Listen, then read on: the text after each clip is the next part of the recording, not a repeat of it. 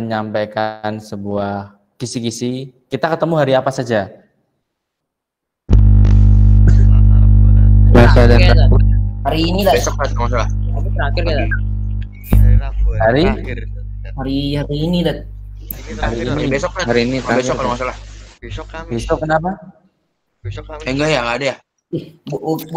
Senin kayak Satu minggu Terakhir kita hari ketemu ini. hari apa saja? Senin sama ini, Rabu. Selasa Rabu. Selasa dan Selasa dan Rabu. Selasa ya. Enggak ada kayaknya dan. Salah. Berarti ini terakhir ya. Oke, nanti anak akan nyampaikan kisi-kisi aja. Nanti antum silahkan merojaah ya pendalaman materi sendiri ya. Iya Ustaz. Ya, apa saja yang harus dirojaah. Nah, itu nanti antum nanti silahkan mencoba membuat daftar pustaka. Misalkan daftar pustaka dengan penulisan 1 nama, 2 nama, 3 nama lebih. Nah, kemudian dari 1 penulis. Nah, itu terdiri dari 1 kata, 2 kata, 3 kata. Cara membaliknya itu bagaimana? Nah, itu dipelajari ya. Siap. Iya Ustaz. Kemudian tanda titik komanya harus sesuai.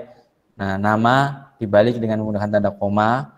Selanjutnya semuanya menggunakan tanda titik kecuali pada penerbit. Sebelum penerbit kan titik 2 baru penerbit. Dan diakhiri dengan tanda titik. Nah, judul bisa dimiringkan ataupun di bold ataupun di garis bawah. Itu ingat-ingat ya anak-anak. Iya Ustaz. Oke. Terus kalau kutipan langsung dan tidak langsung bagaimana? Kalau langsung kayak Kopas. Ya, seperti kopas. Tinggal mencantumkan kutipannya. Nah, kalau yang tidak langsung berarti menambahkan argumen kita sendiri ya. Ya, anak-anak. Iya Ustaz. Terus ada kutipan yang diambil dari depan dan ada kutipan yang diambil dari belakang. Nah, contohnya misalkan kita membuat sebuah kutipan langsung. Kalau kutipan yang diambil dari depan, nah itu nanti ditulis nama dulu, baru dalam kurung tahun dan halaman. Nama dalam kurung tahun titik 2 halaman. Kurung tutup baru teorinya. Itu kalau kutipan langsung, ya. Itu nanti sama dengan kutipan tidak langsung sama. Cara mengambil kutipan dari depan dan dari belakang. Kalau dari belakang berarti kutipannya nanti namanya itu masuk di dalam kurung ya. Misalkan Farik, terus koma, tahun, titik 2, halaman, kurung tutup. Paham ya anak-anak maksudnya? Gimana San? Gimana San? Di depan tadi gimana tuh di depan di depan. Oke. Ulangi. Kutipan yang diambil dari depan maksudnya itu adalah nama, mencantumkan namanya tadi loh. Nah, itu nanti kutipannya misalkan dari depan. Misalkan itu bukunya Ibrahim, berarti Ibrahim terus dalam kurung tahun titik 2 terus halaman, kurungnya ditutup baru teorinya. Nah, kalau dari belakang, kutipan yang diambil dari belakang berarti teori dahulu. Nah, setelah teorinya tadi baru nama, misalkan itu langsung dalam kurung ding. Kalau dari belakang dalam kurung Ibrahim, koma, tahun, titik 2 baru halaman, lalu dikurung, sudah selesai. Gitu ya. Teorinya dikasih petik apa enggak San? Gimana? Biasa aja. Teorinya tuh dikasih petik atau biasa aja San? Tidak usah dikasih tanda petik ya, Ibrahim. Iya San. Oke. Ya, Alif. Yang dari belakang langsung tanda kurung, Dat. Ya, jadi namanya itu dimasukkan di dalam kurung tadi. Kalau yang dari depan itu kan di luar kurung. Kalau yang kutipan diambil dari belakang itu nanti namanya di dalam kurung. Nama, terus koma, tahun, titik 2, halaman. Oh iya, Dat. Suruh. Ya. Ustaz. Ya, Fauzan. Berarti yang dari belakang tuh teori, habis itu langsung buka kurung, nggak ada tanda gitu. Ya, langsung aja buka kurung. Habis tutup kurung, titik gak, Dan? Ya, kalau tidak pakai titik juga nggak apa-apa, tetapi teorinya tadi dititik dulu. Misalkan Anda mencantumkan teori, sudah selesai teori, titik, nah baru dalam kurung, nah gitu saja sudah benar. Kurang Tat. Ya, Afwan. Sudah? Ada yang tanyakan lagi nggak?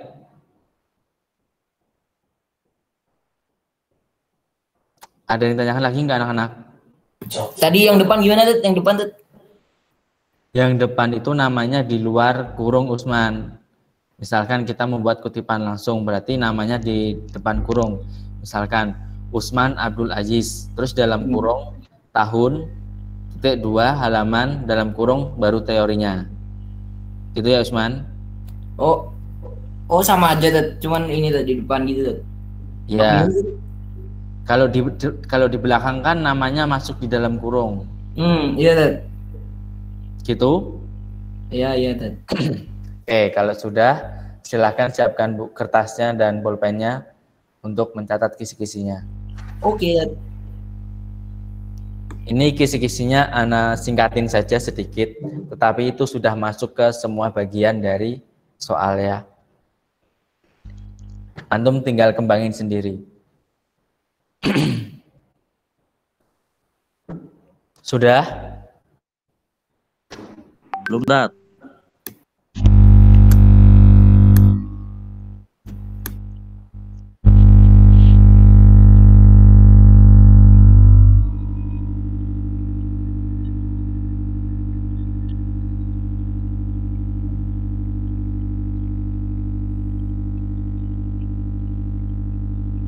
Sudah anak-anak? Sudah Ustadz. Oke. Yang pertama, kisi-kisinya itu memahami jenis proposal dan menggolongkannya. Sudah? Ulang Tat, ulang. Memahami jenis proposal dan menggolongkannya. Oke, proposal ada berapa anak-anak? 3. 3 atau 4? 4 ya. Ada bisnis, kegiatan, proyek, dan penelitian. Nah, antum harus pahami. Paling enggak antum tahu contoh-contohnya itu seperti apa. Kalau proyek berarti contohnya seperti pembangunan jalan ataupun gedung. Nah, kalau bisnis berarti hubungan kerjasama. Nah, kalau kegiatan bisa jadi seminar atau memperingati hari raya. Terus yang satu lagi tadi apa? Kegiatan sudah, bisnis sudah, proyek sudah. Sudah kan? 4 tadi contohnya. Apa? Penelitian. Oh iya, penelitian. Nah, itu kan penelitian bisa tesis ataupun skripsi. Nah, antum tahu bentuknya, skripsi itu seperti apa, tesis itu seperti apa. Nah, antum cari tahu. Gitu ya anak-anak? Ya Ustadz. Oke. Yang kedua, memahami sistematika proposal.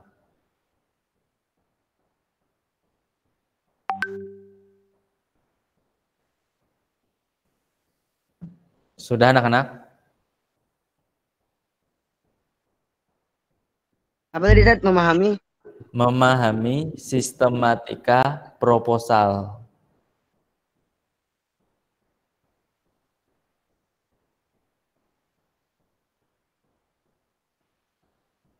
Oke. Struktur dari proposal apa anak-anak?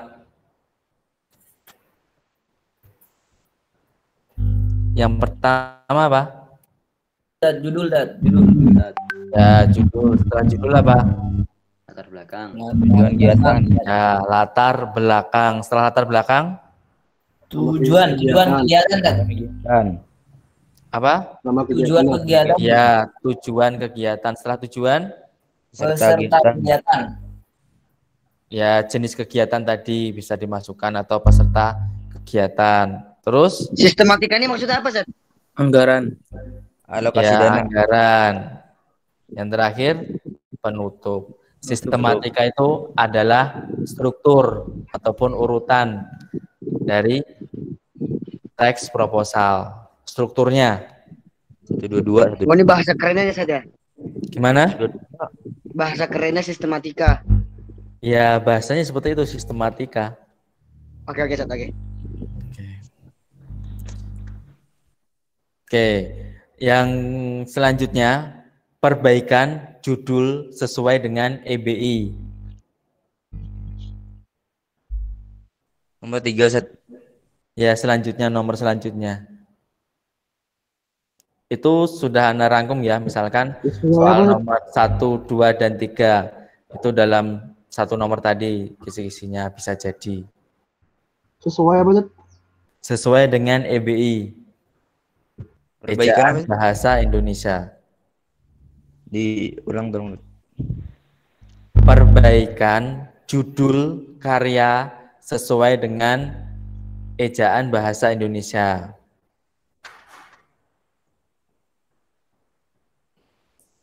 Nah, kalau perbaikan judul, antum harus tahu mana kata yang berupa partikel ataupun konjungsi. Antum harus hafalkan. Ya anak-anak, misalkan daripada, dan, dalam, seperti, terus apa lagi, oleh sebab, yaitu. Nah, itu kan merupakan sebuah konjungsi. Nah, ketika di dalam sebuah judul, itu menjadi sebuah judul di dalam kalimat, penggunaannya huruf kecil. Kalau di awal kalimat tetap menggunakan huruf besar. Itu harus paham ya anak-anak. Iya Ustaz. Oke. Selanjutnya penulisan daftar pustaka. Sudah?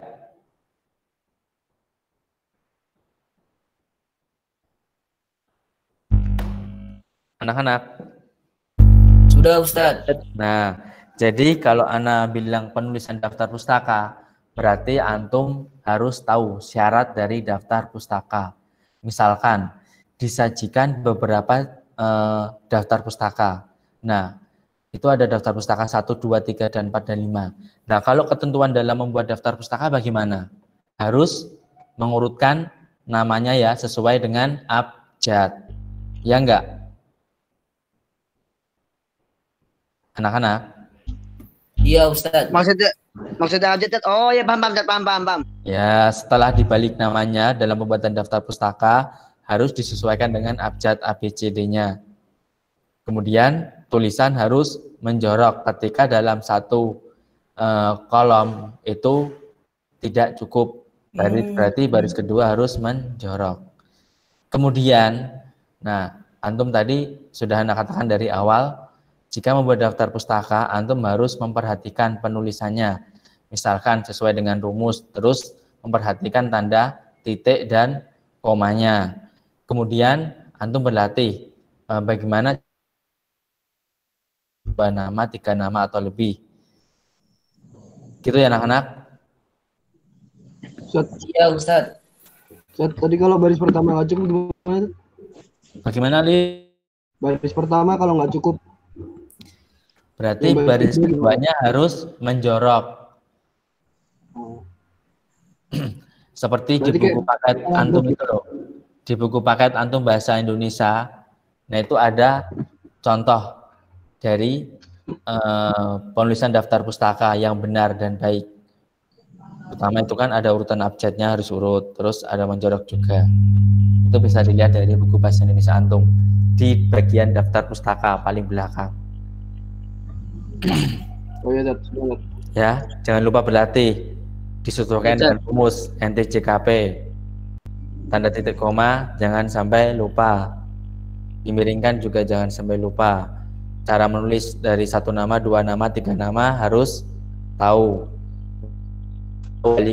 Membalik namanya, misalkan kata bagaimana cara membaliknya. Itu harus. Kemudian tak lupa lagi volume halaman, terus apalagi jilid, terus apalagi titel, misalkan DRS ataupun SPD, itu tidak digunakan dalam menuliskan sebuah daftar pustaka. Paham ya anak-anak? Ustaz.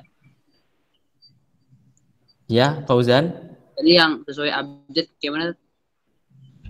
Misalkan disajikan sebuah penulisan daftar pustaka 1, 2, 3, 4, 5. Nah, kalau ada perintah untuk memperhatikan penulisan daftar pustaka yang baik dan benar itu bagaimana? Berarti harus mengurutkan abjad tadi. Paham ya, Fauzan? Jadi ngerti. Nah, misalkan ada daftar pustakanya.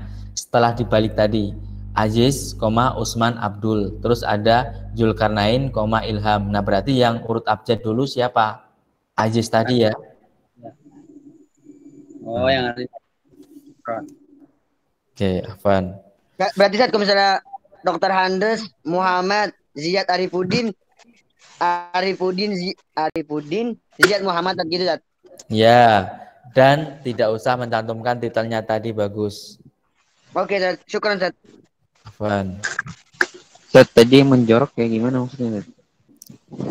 Yang menjorok ketika dalam penulisan daftar pustaka di dalam satu buah kalimat itu tidak cukup, kan antum harus menuliskan di kolom selanjutnya.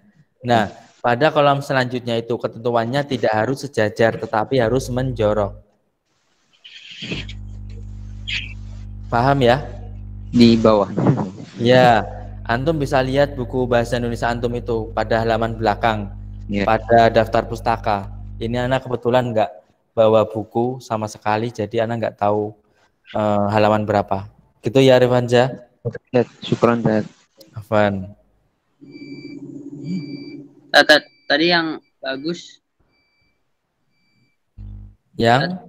Tadi yang bagus tuh Dr. Anders itu nggak ditulis ya, Zat? Iya, kalau daftar pustaka tidak usah mencantumkan titel, maksudnya kayak seperti dokter, terus sarjana, nah itu tidak usah dicantumkan. Cukup Berarti namanya saja.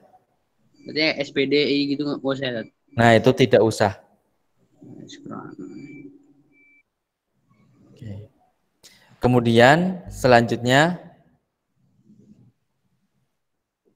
apa ya ini? Bentar dulu. Selanjutnya itu masih struktur tentang proposal, memahami. Terus selanjutnya apa lagi ya?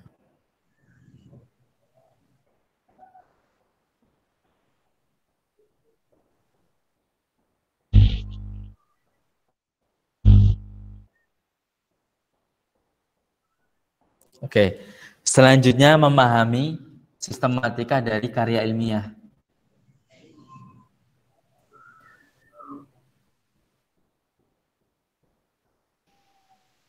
Sudah anak-anak? Apa, Zat? Tadi, Zat? Memahami sistematika karya ilmiah. Nah, sistematika atau struktur dari karya ilmiah apa saja anak-anak? Ada. Yang pertama apa? Pendahuluan. Iya, pendahuluan. Isinya apa? Latar belakang. Pendahuluan, kerangka teoretik. Latar belakang. Terus? Masalah. Rumusan masalah. Terus? Tujuan penelitian. Tujuan. Terus? Angka penelitian. Metode. Terus?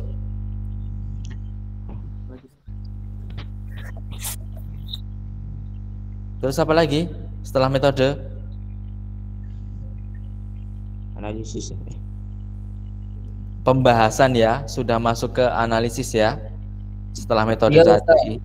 Nah, baru penutup. Nah, maksudnya tadi Ana bilang memahami sistematika dari karya ilmiah. Nah, paling nggak antum tahu, oh rumusan masalah itu isinya ini, latar belakang itu isinya ini, tujuan itu seperti ini, manfaatnya seperti ini, metode itu seperti ini.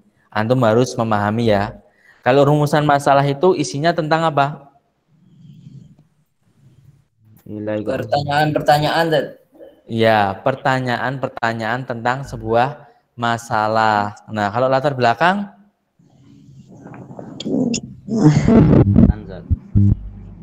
Latar belakang? Alasan, Dad. Ya, alasan berupa masalahnya tadi. Nah, antum harus paham itu. Nanti antum harus memahami strukturnya. Kalau antum sudah paham semua, pasti nanti mengerjakan soal misalkan ada kutipan. Nah, itu nanti pasti bisa. Gitu ya anak-anak? Yang penting antum paham strukturnya tadi, nanti masuknya ke apa pertanyaannya itu berhubungan sekali dengan struktur. Kutipan tadi berhubungan dengan struktur. Entah yang mana antum pelajari satu-satu gitu ya anak-anak. Berarti kayak ini, misalnya ada sebuah teks tuh kita suruh nyari mana rumusan masalahnya gitu, Dad. Ya, ataukah nanti Anda tanya rumusan masalahnya itu apa, ataukah latar belakangnya itu bagaimana, ataukah tujuannya itu bagaimana. Gitu ya. Siap-siap. Jadi kan antum harus paham, minimal paham. Oh, struktur kayak ilmiah isinya latar belakang itu isinya itu tentang masalah ya. Atau rumusan itu pertanyaan ya, itu harus diingat-ingat. Gitu. Ustaz, Ya, Zidan. mau tanya yang dapus tadi, Ustaz. Dapus tadi yang nggak pakai titel tuh yang apa, Ustaz? Semuanya penulisan daftar pustaka itu tidak usah menggunakan titel, meskipun nanti ada soal ada titel, itu kan soal seperti menjebak. Oh, meskipun dari artikel jurnal itu juga nggak pakai, Ustaz? Iya, itu tidak usah dikasih. Gitu ya Zidan. Ya, Ustaz. Oke. Selanjutnya, memahami struktur dari resensi.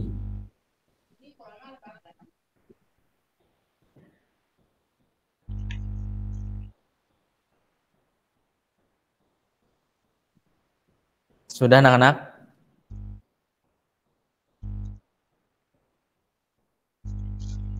Apa tadi, Dad? Memahami struktur dari resensi.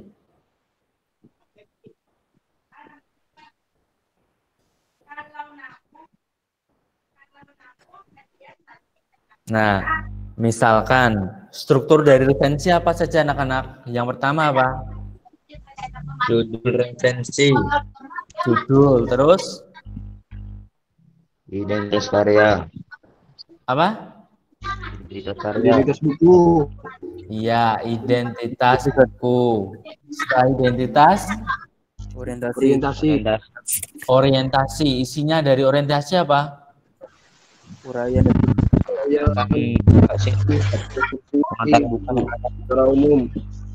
Ya, berarti orientasi itu isinya adalah sinopsis, penggambaran cerita dari awal sampai akhir secara singkat dan menyeluruh. Nah, terus setelah orientasi, paparan argumen, ya paparan argumen ataupun pembahasan. Nah, berarti kalau sudah paparan argumen, kita kan memberikan sebuah argumen kita sendiri. Berarti kita itu menilai sebuah karya ya. Nah, menilai sebuah karya ada penilaian tentang kelebihan dan kekurangan ataupun kelemahan tadi. Dilihat dari sisi apa? bahasa, isi, tulisan. Bahasa, isi, dan ilustrasi. Nah, antum cari tahu bagaimana cara menilai karya dari sisi keunggulan ataupun kelemahannya. Nah, itu harus tahu. Kemudian memang secara keseluruhan dalam menilai sebuah resensi itu ada bahasa, isi, dan ilustrasi. Nah, ketika antum meresensi sebuah buku fiksi itu beda lagi anak-anak. Kalau antum meresensi sebuah buku fiksi, nanti antum juga bisa menilai dari unsur pembangunnya. Unsur pembangun dari buku fiksi apa anak-anak?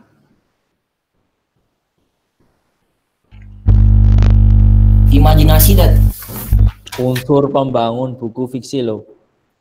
apa ya? Kayak cerpen, drama. Penulis, latar belakang penulis. Bukan. Alur. Ya, alur itu termasuk unsur apa? Unsur Intrinsik. Nah, kalau tadi pengarang tadi, Usman tadi juga benar, itu maksudnya ke unsur ekstrinsik. Nah, maksud Ana, ketika antum meresensi sebuah buku fiksi, antum bisa menilai dari sisi unsur intrinsik dan ekstrinsiknya ya. Itu bisa dinilai. Nah, misalkan unsur intrinsik ada tema, alur, terus penokohan, itu bisa dinilai. ya. Kalau antum meresensi buku fiksi. Paham ya anak-anak? Paham Ustaz. Ya, jadi menilai buku fiksi bisa menilai dari unsur intrinsik dan ekstrinsiknya.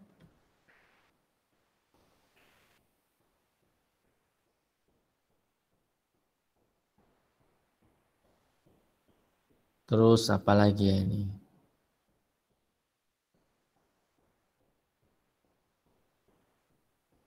Ya, sampai situ aja anak-anak. Fiksinya cuma itu.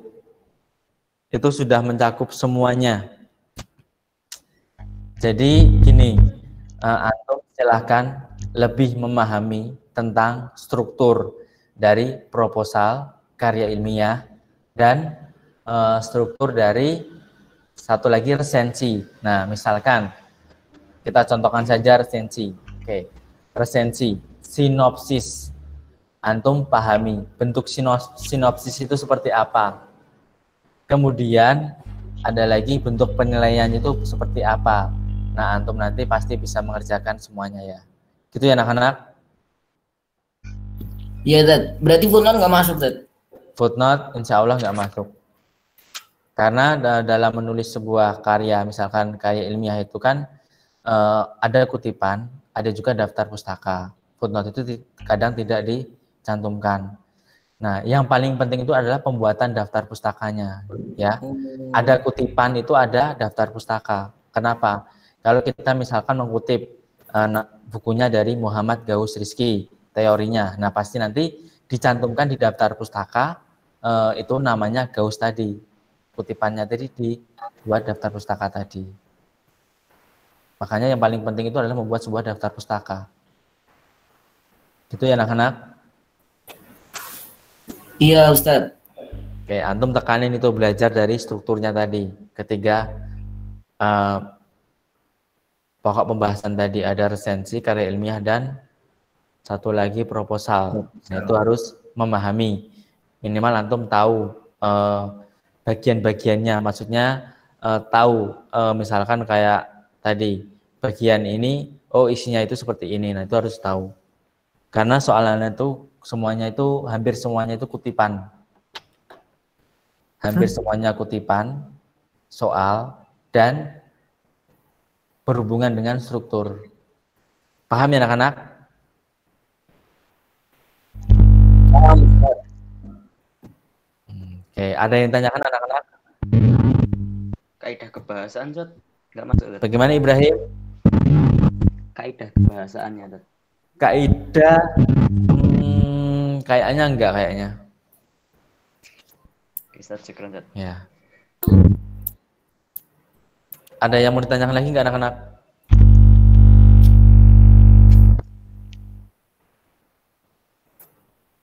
Enggak ada yang bertanya?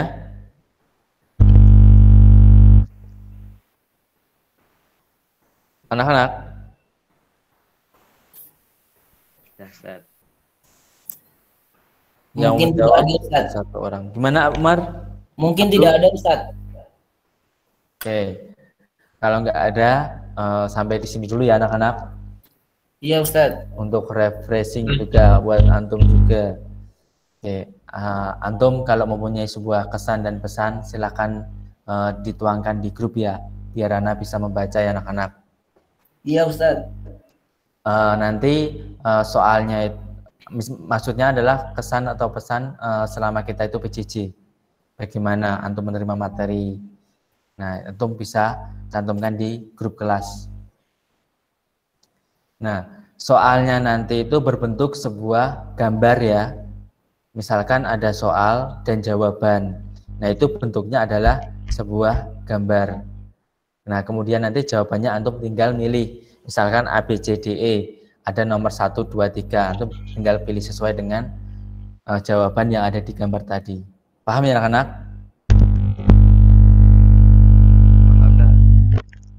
Nah, karena Google Form itu ternyata tidak bisa menerima tentang pembuatan daftar pustaka yang dimiringkan ataupun di bold ataupun di garis bawah.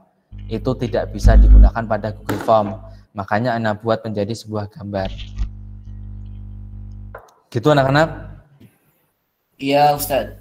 Oke, tetap semangat belajar, jaga kesehatan.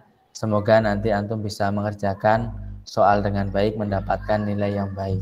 Amin. Amin. Oke, sekian dari saya. Apabila ada pertanyaan bisa langsung saja tanyakan ke Ana atau enggak chat di grup juga bisa. Oke, selamat menunggu pembelajaran selanjutnya. Sekian dari saya. Wassalamualaikum warahmatullahi wabarakatuh. Waalaikumsalam. Buat